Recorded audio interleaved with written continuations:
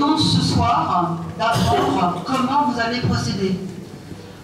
Nous avons appris cela en fait dans un interview du Parisien qui est digne du 1er avril en fait. Hein. C'est-à-dire quand on l'a lu, on n'y a pas cru.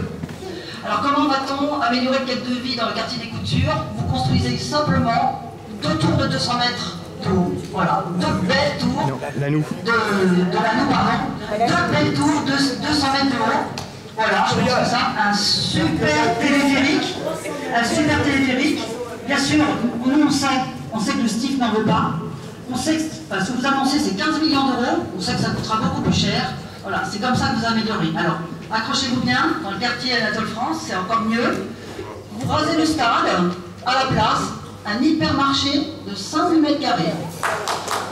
Galerie commerciale, boutique. Au-dessus, juste au-dessus, un parking. Voilà. Et encore au-dessus, un terrain de rugby et une piste d'athlétisme. Et alors là, ça, c'est pour désenclaver le quartier Anatole France. Alors, moi, aujourd'hui, j'en appelle, il y a vraiment urgence, j'en appelle à la raison de l'ensemble des élus autour de cette table. Je pense qu'il est grand temps d'arrêter ce carnage. J'ai entendu parler de concertation avec les habitants. J'aimerais bien savoir à quel moment vous avez concerté les habitants pour ce genre de projet. Je ne sais pas, j'en sais rien. Alors j'ai donc 2 questions à poser à M. Verbeek. Vous n'avez qu'à répondre à la première par oui ou par non, et vous avez à répondre à la deuxième par oui ou par non. Vous allez voir, c'est très rapide. Première question.